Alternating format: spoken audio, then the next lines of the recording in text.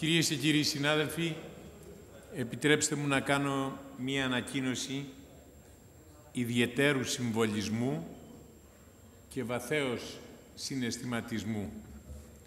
Συγκεκριμένα, ο συνάδελφος βουλευτής κύριος Βασίλης Μιχαλολιάκος, βουλευτής της ΑΛΦΑ Πειραιώς, με απίφθινε προς τον πρόεδρο της Βουλής, κύριο Φίλιππο Πετσάλνικο, την ακόλουθη επιστολή, την οποία και σας αναγιγνώσκω. Κύριε Πρόεδρε της Βουλής των Ελλήνων, σας υποβάλλω την παραίτησή μου από βουλευτής εκπρόσωπος των πολιτών της Περιφέρειας Α Πειραιά. Μετά από 21 χρόνια αδιάλειπτης υπηρέτησης του κοινοβουλευτισμού και των Ελλήνων πολιτών, η δύσκολη κατάσταση στην οποία έχει περιέλθει η πόλη του Πειραιά με υποχρεώνει να διεκδικήσω την εκλογή μου στη θέση του Δημάρχου. Η παραίτησή μου αποτελεί πιστήριο του ειλικρινούς μου ενδιαφέροντος για τον Πειραιά και δεν σχετίζεται με παιχνίδια κομματικών σχεδιασμών. Εύχομαι σε εσάς προσωπικώς, αλλά και σε όλους τους συναδέλφους, καλή συνέχεια στην εκτέλεση των καθηκόντων σας. Βασίλης Μιχαλολιάκος, βουλευτής Α Πειραιά. Ορίστε, κύριε Μιχαλολιάκο, κατ' οικονομίαν και κατά απόλυτη εξαίρεση, ο λόγος είναι κατανοητός. Έχετε το λόγο. Ευχαριστώ πολύ, κύριε Πρόεδρε, για την ούτως ή άλλως κατά παρέκκληση δυνατότητα που μου δίνετε να αποχαιρετήσω τη Βουλή των Ελλήνων από το βήμα της Βουλής των Ελλήνων. Και με όλη την εκτίμηση και τον βαθύ σεβασμό που έχω και στον Πρόεδρο της Βουλής, τον κύριο Πετσάλνικο, και στα υπόλοιπα μέλη του Προεδρείου, είναι ευτυχής συγκυρία που προεδρεύετε εσείς, που γνωρίζετε βαθύτατα τα πραγματικά κίνητρα αυτής της πολιτικής μου πράξης. Κυρίες και κύριοι συνάδελφοι, για 21 αδιάλειπτα χρόνια ο λαός του Πειραιά αλλά και των νήσων με τίμησε με την εκπροσώπησή του στο Ελληνικό Κοινοβούλιο. Όλα αυτά τα χρόνια, σε δύσκολες αλλά και ευχάριστες στιγμές, ενισχύθηκε ακόμη περισσότερο η πεποίθησή μου ότι αποτελεί τον κορυφαίο θεσμό της δημοκρατίας και το προπύργιο της υπεράσπισης των δικαιωμάτων των πολιτών. Δεν είναι μόνο ο νομοθετικός βραχίωνας της δημοκρατίας, όπου αποκρισταλώνεται η βούληση του λαού. Είναι και το προκεχωρημένο φυλάκιο, όπου ανακόπτει πιθανές υπερβολές ή και υπερβάσεις της εκτελεστικής εξουσίας. Είναι επίσης η έκφραση του πολιτικού μέτρου, όπου επάνω του προσμετρώνται οι προθέσεις της εκτελεστικής εξουσίας, αλλά και προεκτιμούνται οι ανοχές και οι αντοχές του ελληνικού λαού. Είναι δέο βουλευτής, όλων των κομμάτων ασφαλώς, σε κάθε περίπτωση το άγρυπνο μάτι των δικαιωμάτων του πολίτη. Κυρίες και κύριοι συνάδελφοι, στην περίοδο κρίσης που διανύουμε, δυστυχώς δέχεται το Κοινοβούλιο στοχευμένες επιθέσεις από άσπορδους εχθρούς του κοινοβουλευτισμού που υποκρίνονται τους αγανακτισμένους δημοκράτες. Παρασύρουν αυτές οι επιθέσεις και ανύποπτους πολίτες που δεν αντιλαμβάνονται τα όρια μεταξύ της πολιτικής κριτικής και του γνήσιου αντικοινοβουλευτισμού. Δεν διακρίνουν ότι πίσω από την ισοπεδωτική αντιμετώπιση υποκρύπτονται κάθε λογής εχθροί της δημοκρατίας έως οπαδείς της σύγχρονης και πρωτόλιας εκδοχής του μπερλουσκονισμού. Όμως, κυρίες και κύριοι συνάδελφοι, δεν ζήτησα το λόγο ασφαλώς για να εκφράσω τη δεδομένη πίστη όλων μας στον κοινοβουλευτισμό και το Ελληνικό Κοινοβούλιο. Το ζήτησα για να υποβάλω επισήμως την παραίτησή μου από βουλευτής για να ασχοληθώ απερίφραστος σε ένα άλλο σπουδαίο πυλώνα της δημοκρατίας μας, την αυτοδιοίκηση. Θα διεκδικήσω τη θέση του Δημάρχου Πειραιά, με διάθεση να αφοσιωθώ αποκλειστικά σε αυτό, αν οι συμπολίτες μου το επιλέξουν. Και θέλω με την παραίτησή μου να δώσω την πιο πιστική απόδειξη σε όλους, και όχι μόνο τους συμπολίτες μου, για την ειλικρίνεια της πρόθεσής μου. Όμως, δεν ήθελα για κανένα λόγο να παρεξηγηθεί η ενέργεια της παραίτησής μου σε αυτή τη δύσκολη εποχή ως απαξίωση του Κοινοβουλίου μας. Σας ευχαριστώ λοιπόν όλους για τη συνεργασία μας. Δεν ζητώ συγγνώμη από όσους πίκρανα. Είναι και αυτό μέσα στην άσκηση των καθηκόντων μας, να είμαστε δυσάρεστοι. Να είμαστε και δυσάρεστοι. Και δεν μετανιώνω για τίποτα, πλην ίσως γιατί δεν ήμουν ακόμη περισσότερο ασυμβίβαστος. Αισθάνομαι την ανάγκη να ζητήσω συγγνώμη μόνο από τους κατοίκους των Κηθήρων, των Αντικηθήρων, της Αίγινας, του Αγκιστρίου, των Σπετσών, της Ύδρας, του Πόρου, της Τριζηνίας, οι οποίοι με ψήφισαν για βουλευτή της Α Πειραιώς και όχι για δήμαρχο του Πειραιώς. Αυτή είναι μια ειλικρινή συγγνώμη. Δεν αισθάνομαι την ανάγκη να ζητήσω συγγνώμη ούτε από τους φίλους μου που προσπάθησαν μέχρι και αυτή την ώρα να με αποτρέψουν. Ούτε από την κόρη μου, που με παρακολούθησε πριν από 21 χρόνια, παιδί τότε στη Βουλή και σήμερα είναι 31 ετών, μητέρα 2 γιών. Ευχαριστώ αντίθετα τον Θεό που μου έδωσε τη δύναμη να πάρω αυτή την απόφαση. Και είμαι σίγουρος ότι δεν το μετανιώσω ποτέ. Αγαπητοί συνάδελφοι, είμαι επίσης σίγουρος ότι θα είστε πάντα στην πρώτη γραμμή της υπεράσπισης των δικαιωμάτων των πολιτών και κυρίως των αδυνάτων πολιτών, που είναι η ιδεολογική σύγκληση, αν θέλετε, όλων των κομμάτων. Σας ευχαριστώ πολύ.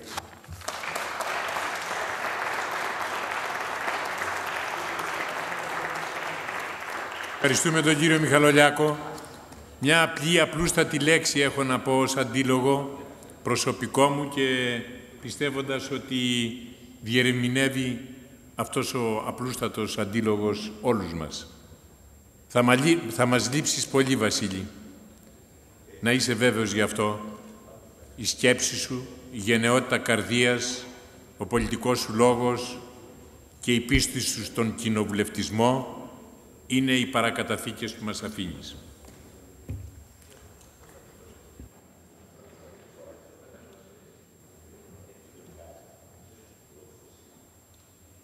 Πανερχόμεθα στην συζήτηση του νομοσχεδίου. Η κυρία Υπουργός Περιβάλλοντος, Ενέργειας και Κλιματικής Αλλαγής, κυρία Μπιρμπίλη, έχει το λόγο για τη βασική παρέμβασή σας. Ναι.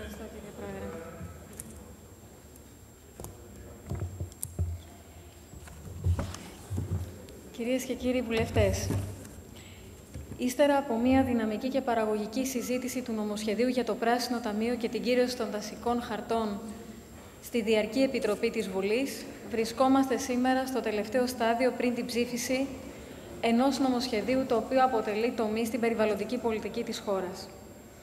Το πρώτο μέρος του νομοσχεδίου έρχεται από τη μια να εξηγιάνει τις χρηματοδοτήσεις των περιβαλλοντικών παρεμβάσεων, από την άλλη όμως, που είναι και το σημαντικότερο, να κάνει βιώσιμο ένα ταμείο για το περιβάλλον και την πράσινη ανάπτυξη και μετά το τέλος του ΕΣΠΑ το 2014. Το δεύτερο μέρος κάνει εφικτή την κύρωση των δασικών χαρτών στη χώρα μας με σκοπό την αποτελεσματική προστασία του δασικού πλούτου της χώρας. Το τρίτο μέρος αντιμετωπίζει την πρόκληση του νέου ρυθμιστικού σχεδίου της Αθήνας ως εργαλείου που επιδρά στη μελλοντική εξέλιξη της πρωτεύουσας με τη σύσταση Διυπουργικού Συμβουλίου Παρακολούθησης και Ελέγχου της συνολικής στρατηγικής για την ανάπτυξη της Αθήνας και της Αττικής. Ρυθμίζει την αποτελεσματική οργάνωση και λειτουργία των επιθεωρητών περιβάλλοντος και της υπηρεσίας των ανανεώσιμων πηγών ενέργειας. Το νομοσχέδιο αυτό υπαγορεύτηκε καταρχήν από λόγους αναγκαιότητας. Το ΕΤΕΡΠΣ, ο μέχρι σήμερα αρμόδιος φορέας για τη χρηματοδότηση σχεδίων και έργων, θεσμοθετήθηκε τη δεκαετία του 70 και έκτοτε λειτουργεί χωρίς στόχους, χωρίς όραμα και κυρίως χωρίς να ανταποκρίνεται στις προκλήσεις και τις απαιτήσεις των καιρών. Η ανυπαρξία μηχανισμού προγραμματισμού, εφαρμογής, υλοποίησης και αξιολόγησης της περιβαλλοντικής πολιτικής της χώρας υπήρξε πρόδειλη.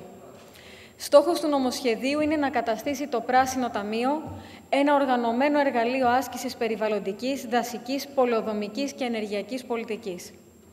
Παράλληλα, αν και έχουν περάσει 35 χρόνια από το Σύνταγμα του 1975, λίγα πράγματα έγιναν για να υπάρξει έστω και ένας κυρωμένος δασικός χάρτης. Η μη κύρωση έστω και ενός χάρτη σε τόσο βάθος χρόνου συνιστά ουσιαστικά άρνηση από την πλευρά της πολιτείας. Μία διαρκής ανοχή στην καταστροφή των δασών, με τη διαιώνιση της κακοδιοίκησης και των πελατειακών σχέσεων ανάμεσα στη διοίκηση και στους πολίτες. Σε μια εποχή όπου οι τρέχουσες δημοσιονομικές συγκυρίες διαγράφονται ως οι δυσκολότερες από ποτέ, είναι ανάγκη να δημιουργηθεί το θεσμικό εκείνο πλαίσιο που θα συστηματοποιήσει τους πόρους και τις πηγές προέλευσής τους και θα τους συσχετίσει αξιολογικά, προγραμματικά και αποδοτικά με τους σκοπούς για τους οποίους προβλέφθηκαν. Η διαφανή, συστηματική και αντικειμενική διαχείριση των εσόδων που προέρχονται από τα πρόστιμα και τις κυρώσεις αποτελεί θεμελιώδη αρχή λειτουργίας του Πράσινου Ταμείου, το οποίο θα χρηματοδοτήσει όλα εκείνα τα έργα και προγράμματα που θα βελτιώσουν την ποιότητα της ζωής μας και το περιβάλλον. Μεγάλο επίσης μέρος των πολιτών αφορά και η κύρωση των δασικών χαρτών, καθώς τα θέματα αυτά σχετίζονται με την οικολογική ευαισθησία, τη διαχείριση των δασών, αλλά και την αναπτυξιακή τους διάσταση. Οι συνέπειες των ρυθμίσεων του νομοσχεδίου είναι ευθέως φανερές και ευεργετικές για το φυσικό, πολιτιστικό και ανθρωπογενές περιβάλλον, καθώς ο στόχος αυτός είναι καταστατικός και μονοσήμαντος για τη λειτουργία του Πράσινου Ταμείου. Ενώ η κύρωση των δασικών χαρτών θα περιορίσει την καταπάτηση και την υποβάθμιση των δασών. Οι συνέπειες των ρυθμίσεων του νομοσχεδίου είναι επίσης ευεργετικές για τη δημόσια διοίκηση και την απονομή της δικαιοσύνης, καθώς θεσμοθετούνται κανόνες και διαδικασίες για τη διάθεση και αξιοποίηση των χρημάτων για περιβαλλοντικούς σκοπούς, αποδεσμεύονται οι δασικές υπηρεσίες από τις πράξεις χαρακτηρισμού και περιορίζονται έως εξαλείφονται οι δίκες που σχετίζονται με τις πράξεις αυτές.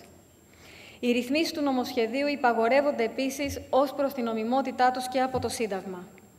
Η εκτέλεση έργων και προγραμμάτων περιβαλλοντικής αποκατάστασης και αντιμετώπισης της κλιματικής αλλαγής, η εφαρμογή του ορθολογικού, πολεοδομικού και χωροταξιακού σχεδιασμού είναι σε πλήρη αντιστοιχεία με το Σύνταγμα και την πάγια νομολογία του Συμβουλίου της Επικρατείας. Σύμφωνα μάλιστα με την ομολογία αυτή, η προστασία των δασών είναι άρρηκτα συνδεδεμένη με την κατάρτιση δασολογίου. Για τη σύνταξη δασολογίου είναι απαραίτητη η κύρωση των δασικών χαρτών.